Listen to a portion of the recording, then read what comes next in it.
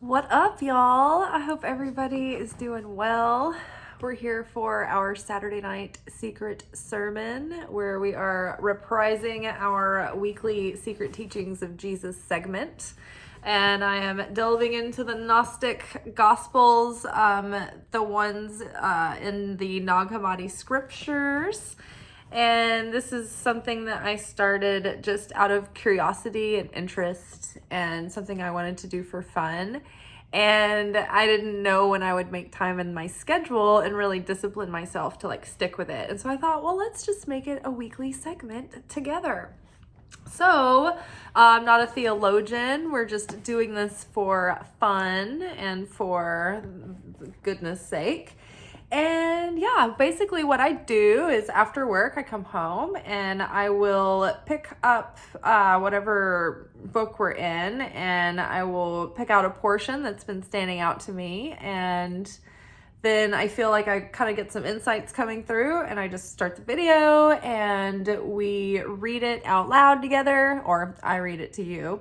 And I do that poorly once or twice, and then we unpack kind of line for line what's coming forth. So just some context. Currently, like the Gnostic Gospels, there's different formats. Some of them are apocalypses, or the Revelations. There's the Apocalypse of John and all kinds of different ones. This one is the Gospel of Philip. There are different Gospels. There are prayers. There are poems.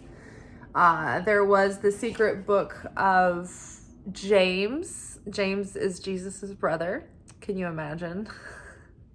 Think that you have issues with your siblings. Imagine living up to Jesus's the bar Jesus set in that family.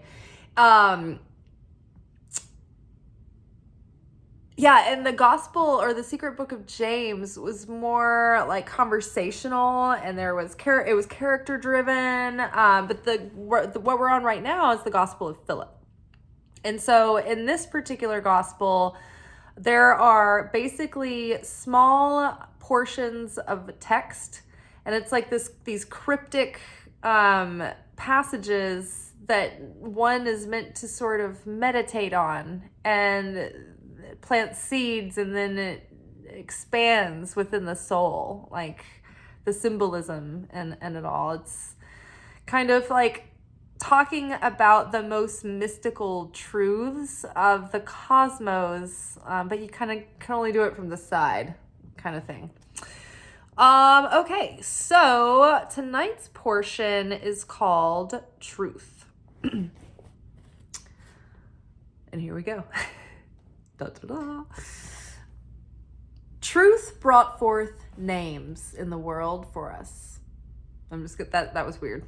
I kept thinking I was going to stop and talk about the footnote. There are footnotes. We'll read through it a couple of times and then we'll go back. Truth brought forth names in the world for us. Truth brought forth names in the world for us. And no one can refer to truth without names. Truth is one and many for our sakes, to teach us about the one in love through the many. Truth brought forth names in the world for us, and no one can refer to truth without names. Truth is one and many for our sakes, to teach us about the one in love through the many. One more time. It's starting to sound like real sentences. And at first it's just all choppy. Truth brought forth names in the world for us, and no one can refer to truth without names. Truth is one and many for our sakes, to teach us about the one in love through the many. Okay, so let's get to that footnote. So truth brought forth names. So names has a footnote, and the note says, or words. here and below.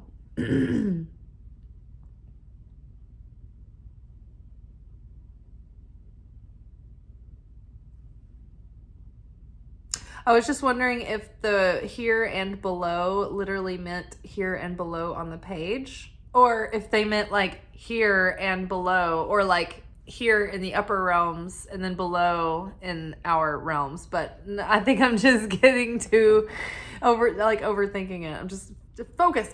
Okay, so truth brought forth names or words. So we're just going to fill in words this time.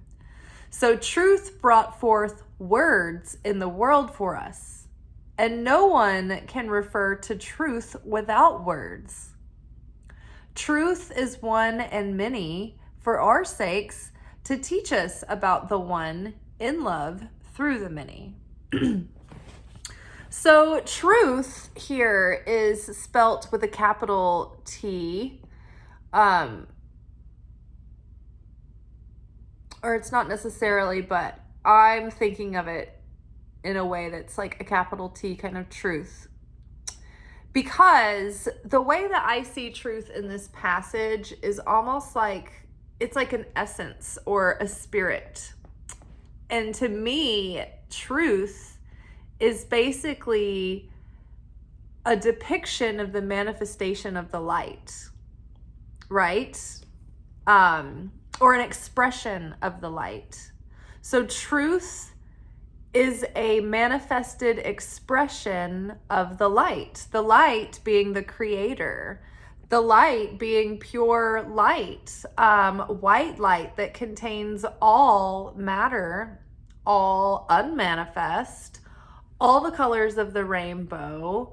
It encompasses all that there is in white, pure light. So to me, that's truth. It's like truth is the mathematical perfection of the physical universe, right? That's like when I talk about the universe, and when we say in like spirituality, like the universe did this or that, and we sort of like give the universe like almost like an anthropomorphized personality, like, oh my gosh, the universe sent me the sign or something like that. That the universe to me is the physical manifestation of God through the matrix of consciousness that is the omnipresence of the light and God in this world, in this realm, in this physical realm. But there are so many other dimensions going on beyond just the physical existence that we know. So there are kingdoms and realms and dimensions and mysteries beyond in the unmanifest, in the non-physical realm as well. So truth to me is anything that is depicting or expressing the pure light of the creator, which is love, which is creation, which is sharing, which is goodness, which is peace and gladness and joy and thanksgiving and self-control and consciousness and intention. We talk a lot on this channel about creator consciousness versus destroyer consciousness, and cause consciousness versus effect consciousness. We are trying, like the thing that spiritual students, the aim of spiritual students, and particularly Kabbalists, is to perfect the vessel so that we can become more like the light. We want to have and share affinity with the light of the creator. We want to be more like God, essentially. We want to be more Christ-like. And so part of this is having I think the most important fruit of the Spirit, because without this one, you can't really maintain the rest, but that is self-control. And so it's like the mastery and the possession of oneself, so that you can be in sovereignty and not in, and you can actually practice your free will instead of being enslaved to the lower animalistic human self and the ego. You can be liberated from that and step into, elevate your human self, and also like tap into that divine self. And so we are both equally both, and to embrace both equally, right? that lower human, animal, mammal self and the higher divine self. They're both valuable. So back to what is truth. So truth is like the expression of the creator in this world. And so we are vessels to be channels to do that, right? And so we channel truth through us, but only when we are sharing affinity with the light of the creator, only when we are in alignment, when we are in integrity, which is not often. Even when we think we are telling the truth, it's like if we're not in full vibrational integrity with that, it's not exactly the truth. We're not in alignment with the truth. And the truth is always the truth. And that's what the light is unchanging. And back to cause consciousness. So cause consciousness, the light is the cause. Nothing changes the light. The light is the cause and is not affected back, right? Let there be light, there is universe created, right? So the light is the cause and we are the effect, is the vessel. But to try to build the vessel and shape and prepare the vessel, we want to become more like the light. So we want to practice having that certainty that creates our ability to practice cause consciousness instead of effect consciousness. And so what that means, or what that would look like, is your state of mind and your state of being and your emotions and, your inner peace is solid. And because you choose that that's the way you want to feel and the way you want to think, and you have cultivated your mind and your mindset and your perspective and your thoughts because you want to be in a heavenly state of rapture. That's, thy kingdom come, thy will be done. Let's be in the rapture. Let's get raptured. It's happening within, right? You have to be the rapture. You have to be in rapture, right? So cause consciousness is when you can say, okay, I'm setting this like a thermostat. Boom. 70 degrees. Don't move it. Don't touch it. And no matter what the circumstances are around you, it doesn't matter. It's not going to change your vibration. It's not going to change your consciousness. It's not going to make you reactive and desperate or overly excited. You know what I mean? Like you're not like constantly like shaken or stirred by the outer stimuli. You are eternal, right? And so it's like the way I started understanding the concept of eternity, to be eternal, like the creator is eternal, it made me think it's not just a linear time thing where it's like the creator always was and always will be and always has been. It's more like a perpetual state of flow that doesn't fluctuate, a beingness that doesn't change. It's unchanging, it's unwavering, it's eternal. It doesn't stop and start. It doesn't have doubts. It doesn't get insecure. It doesn't clam up. It's always unconditional, unwavering, sustaining, right? So the truth brought forth names in the world for us. I got weird again. Truth brought forth names in the world for us, and no one can refer to truth without names. So truth brought forth words in the world for us, and no one can refer to truth without words. Now, if we want to get into the building blocks of the universe, the building blocks of the universe are actually the letters of the Hebrew alphabet. And it's so funny because if you listen to Terence McKenna's talks about DMT and some of the other stories that the people from the DMT Spiritual Molecule documentary told, they see these little beings or they meet these interesting characters out in their cosmic travels and trip. And I'm convinced that they were encountering the Hebrew letters. So the Hebrew letters are not just the Hebrew alphabet, but they are each their own vibrational essence that becomes the building blocks of the physical reality as we know it. The first physical event was that of sound. It was when God spoke and formed a word from nothing, right? There was absolutely no thoughts, no words, no light. Everything was all one big thing. And then all of a sudden there was a vessel created, a space to flow into. And the first condensed crystallizations of formation were sound. Let there be light. And then a cataclysmic singularity happened. And in Kabbalah speak, it's called the primordial point, where the light came through into this universe, bursted forth. So when we talk about the living kingdoms of this reality in Kabbalah, there are 4 living kingdoms. There's the mineral kingdom, which is the inanimate kingdom. There is the vegetative kingdom, which is plants. There is the animal kingdom. And then there's the human kingdom. But the human kingdom is not referred to as the human kingdom. The human kingdom is referred to as the speaking kingdom, because that is what gives us our divinity and similarity with the Creator.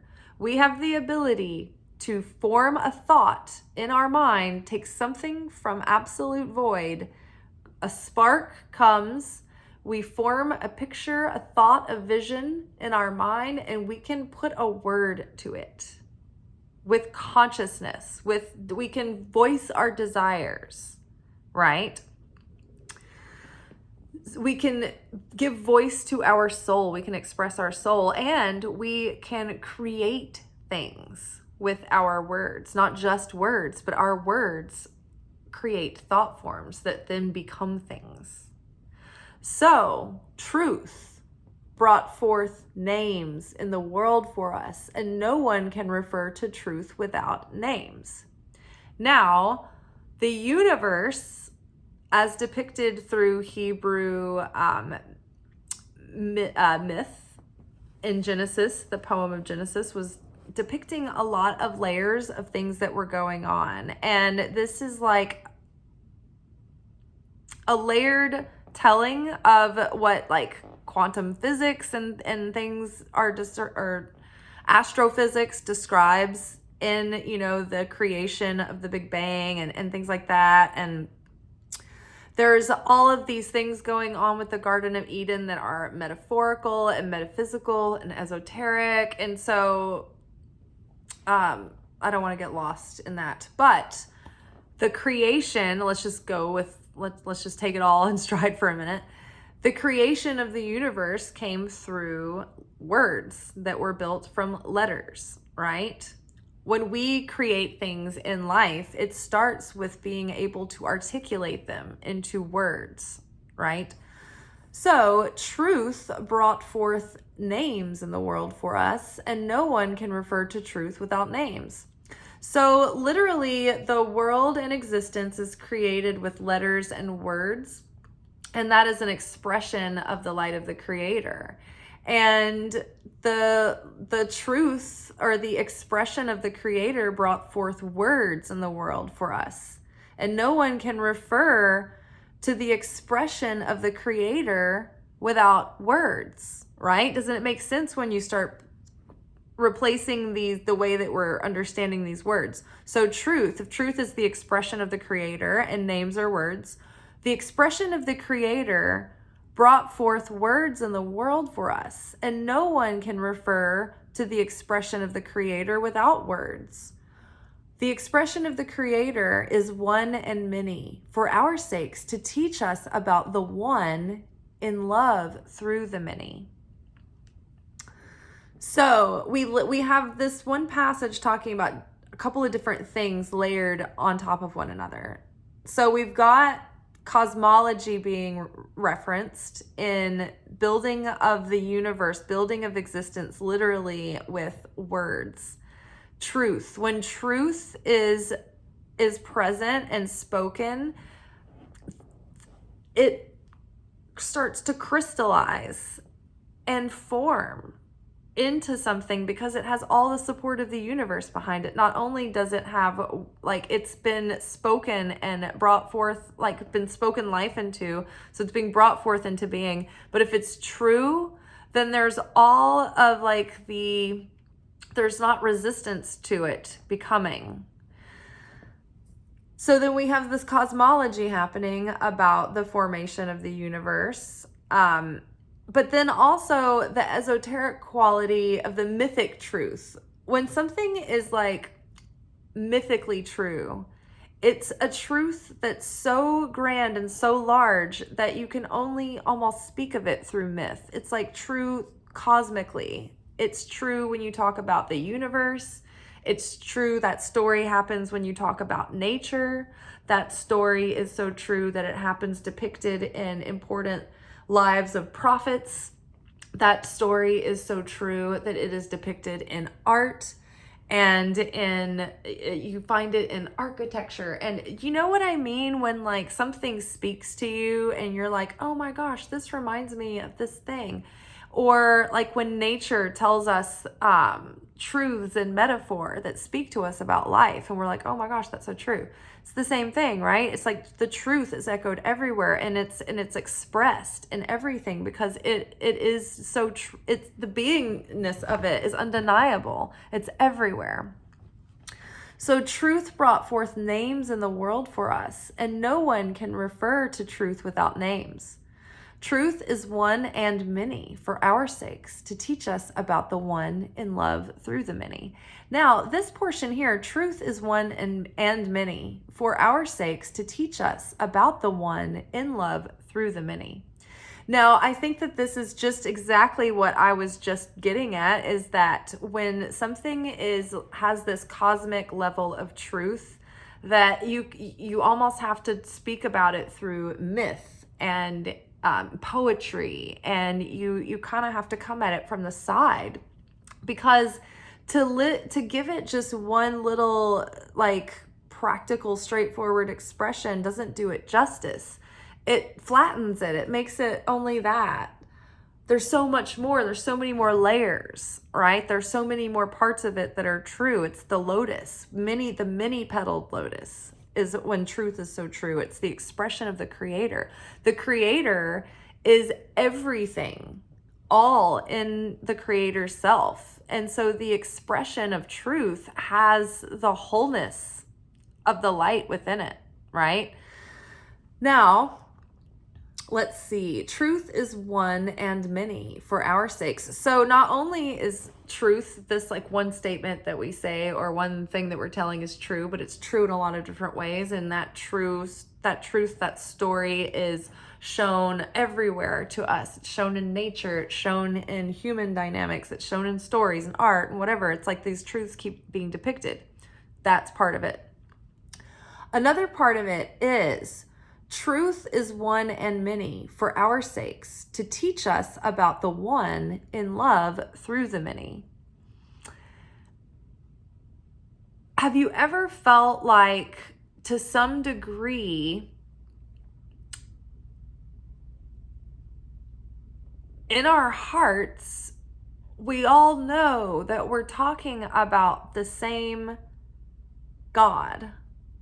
And at some level, we're all thinking, why are we fighting amongst ourselves? It's really just some big plotted out agenda that's been going on for so long, and there's been people spun up in it and all that stuff, because most of us are out here understanding what the mystics understand, which is the truth is everywhere. It's radiating out of every flower, out of every tree, out of the mouth of every babe. It is in the caw of every bird. It is out there. It is resonant in the, if you can measure the frequency, it's present in math, it's present in science, it's present everywhere. The truth of spirit is everywhere. So many people are basically talking about the truth in many ways over and over and over again. And it's so that the story, the truth of, like, for instance, the Christ story, Christ consciousness, people are always like, it was in Egypt first. It came to Egypt first. And everybody's just like trying to like be like, who won? You know, is it Isis or Jesus or whatever? And it's like, doesn't matter. The point is that the Christ keeps coming back. Every time we need him, every time civilization is getting to a certain point, there is going to be like the Christ will come back to us. And I remember reading once in like Hebrews or something, noticing that Jesus said, when I came here before.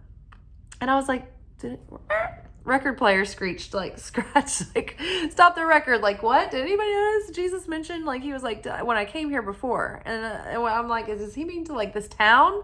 Or does he mean like when I came here before, when I was incarnate here on this earth before, right? So, you know, it makes one wonder. But the truth is one and many for our sakes, to teach us about the one in love through the many. Now, okay, so here's an example of what I'm talking about. Not just the whole, like the Christ story was present in Egyptian myth. And it's not like they did it first. It's not, that's not the point. The point is that we need the Christ consciousness to be awakened within every generation. And so the truth is true no matter what. And that's why it keeps repeating, because it's something that humanity always needs to come back to. Oh,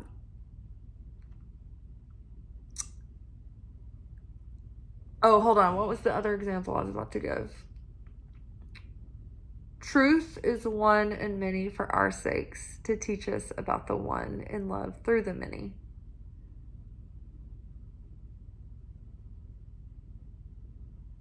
Hold on, it was a good one. It wasn't just the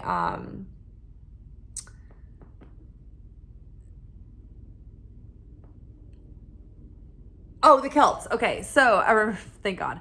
Okay, so on the podcast, the Robcast, Rob Bell is the next pastor now. He's a spiritual author and speaker. And so on his podcast, he has like different people on of different backgrounds. And one of the people he likes to have on is it Alexander Shia? Maybe, is like the expert in myth and myth around Christmas. Particularly, he was doing like a whole like book around the myth of Christmas and how it's like the birth of the Christ was timed up perfectly with like the winter solstice to like foreshadow like the crucifixion and the resurrection, but also to like foretell foretell the coming of the light, and the Christ is the light, but then the literal light is coming in nature. And then also it ties into like Adam and Eve, and like Adam was doing this like the whole thing, like, and it ties into like Hanukkah. And so there's just a lot of like connections.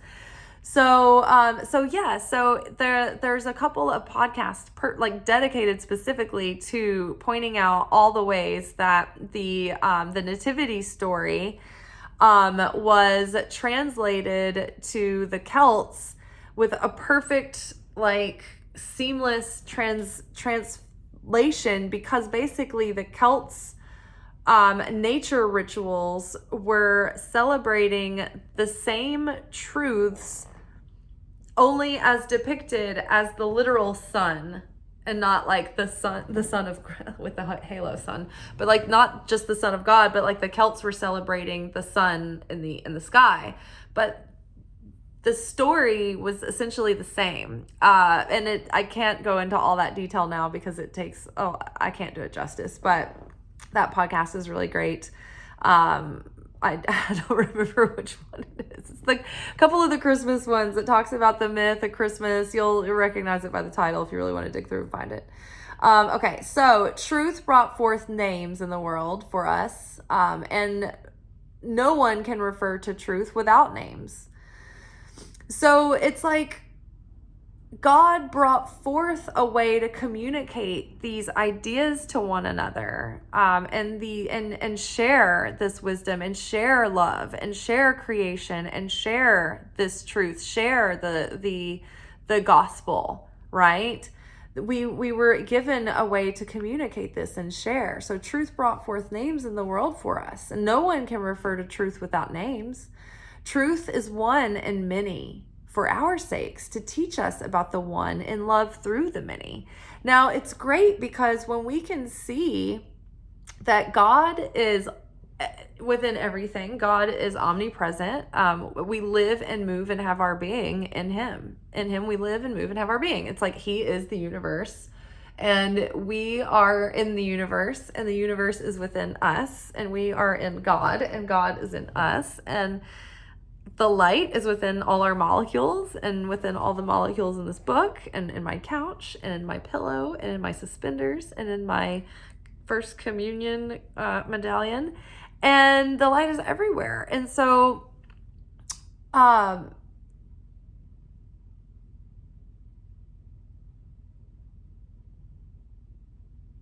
yeah, the truth is one and many. It's like the truth is one, like God, the expression of the Creator, is one, whole, unified. All things are one.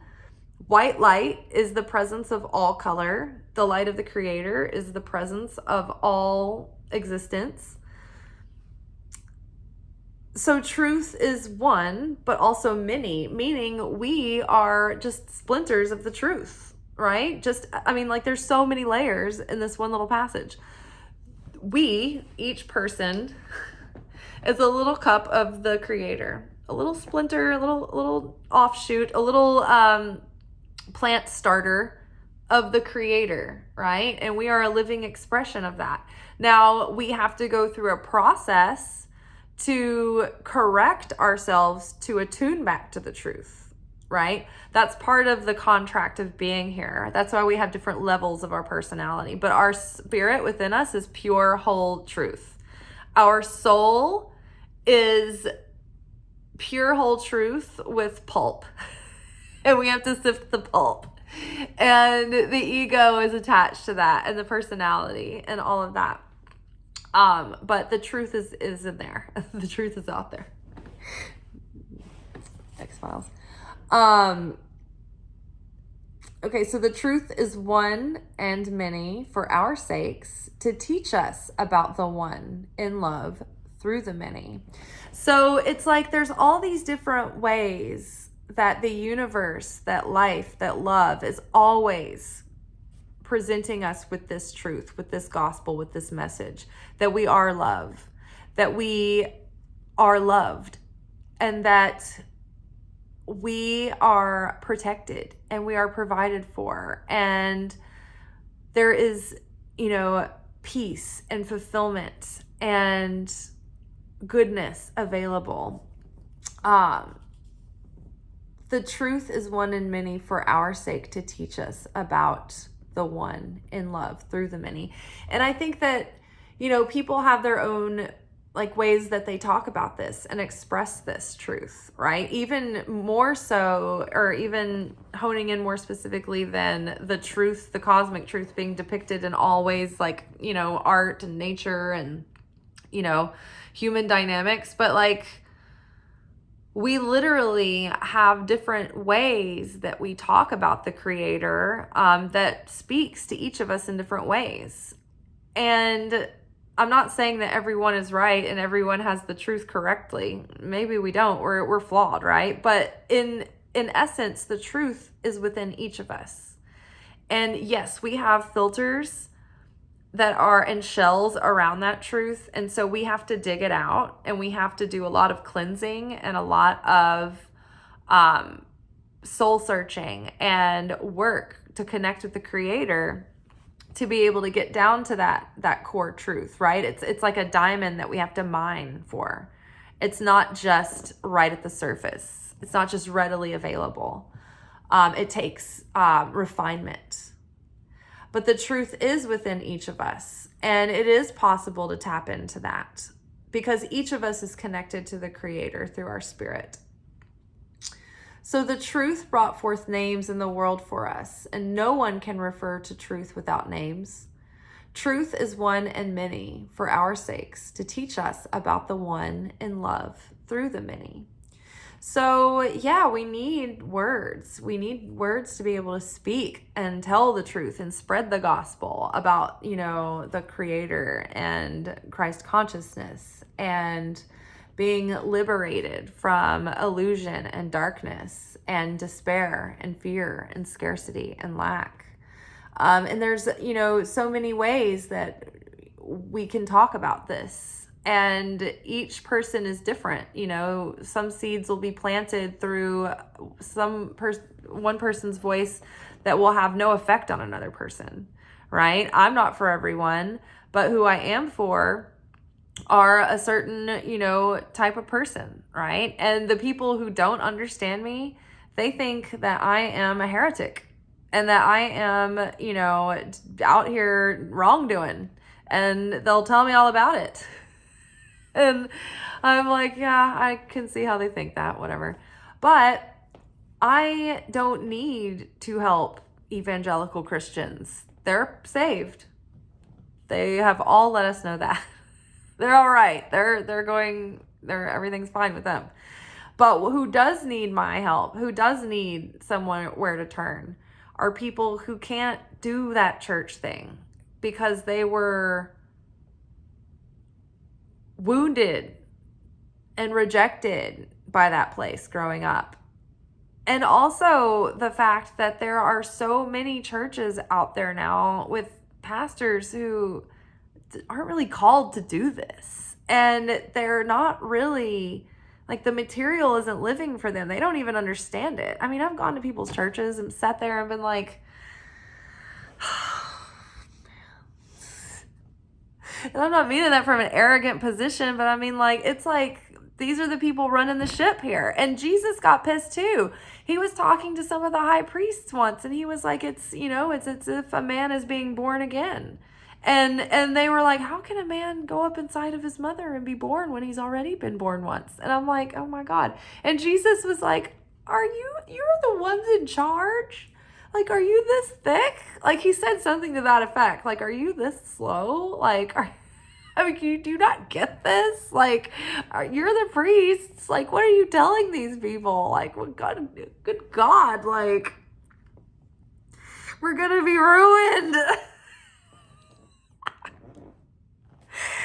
So yeah, I mean, the truth is out there, right? But it's, it's spoken in different ways. And it's not to say that other prophets haven't come and had, glimpses and revelations of the truth. But in my opinion, though, Jesus the Christ was the ultimate, God, Son of God, the Prince of King of Kings and all that. He was the ultimate ascended master and sent from the mysteries as the guy, the top dog. But he came in perfect, the perfect vessel, as an expression of the Creator, without tikkun, without soul correction, without any of that. He came in ready to do a job and be a sacrifice. And it didn't come without challenges. He had human challenge, but he did not, he was in Christ consciousness. He did not struggle with his ego. And so I do think that, or I believe, ultimately that Jesus is the Son of God, and, that he, performed the miracles and did all the things. That's never been a stretch for me to take that, as truth, but I'm out there, man. I'm cosmic stuff. So that's not that weird to me. But yeah, it's not to say that other prophets didn't have, truths. I just don't think that they were at the state of Christ consciousness. And I don't think that they were literal, we're all sons and daughters of God. and we've all been sent here by God, and we all have a divine path and a plan. And some of us are prophets, and some of us have callings to like be leaders or talk about it. And it's not that they didn't, they might have, but it's just there's an order of where they kind of fit and situate. So I don't feel like the need to like say like my dad's better than your dad kind of thing. Like, it's just like, here's the pecking order. To me, like, it's like the angels, right? The angels have an order of like a military order of operations, and the archangels are the top angels, and it's unarguable. Their energy is like, to a certain degree, that they're like pure forces of creation. And then there are different choirs of angels and categories of angels, and they have different functions and levels of energy and potency and power, right? And like down at the bottom of the like angelic ranking, or like the boots on the ground basically, are the guardian angels. Those are the ones around us. And to a certain degree in Kabbalah, it says that we create angels through our actions, through our consciousness, through our energy. And so our negative actions are creating negative angels that work against us and create the chaos. And our positive actions create positive actions that work for us and assist us and help us and protect us. Now, angels don't necessarily have personalities like people, or at least not the low-level angels that we're talking about right now. And I'm not saying that like the angels, the guardian angels given to you at birth, they may be a higher form of, or more like conscious or concentrated form of energy than, say, the angels that your actions create. But angels are essentially forces of energy rather than like people with personalities, if that makes sense. All right, you guys, I think that is all that really is coming through before I just start talking in circles around the same concepts again. So let's read it one more time, and then we'll be out with our true to form 45-minute episode. All right, truth. Truth brought forth names in the world for us. Truth brought forth names in the world for us. And no one can refer to truth without names. Truth is one and many, for our sakes, to teach us about the one in love through the many. Oh, I did want to bring up, like, think about like people in, say, a remote place that is undeveloped and has never connected with civilization, right? So say there's a tribe in a remote place in the world where they don't have access to TV or print or other people. Say they've never had any other people come to their settlement. So how would they know about Jesus? That was my question growing up. It's like, okay, well, why would those people be punished for never even knowing? But chances are their tribal religion and myth would depict much of the core essential truth of the fruits of the Spirit, of the core essence of the Creator, of goodness, of gladness. It would probably depict Christ qualities, right? So the belief of mysticism is that all roads lead to God. It's just different routes getting there. Now, God, for sure, I mean, like, there is one God and he is in charge of it all, right? But we argue over that in some degree. Some people do. But I think what we mostly argue about is who's your prophet. And we argue about it like football teams. It's like, well, I'm with, this person, that person, right?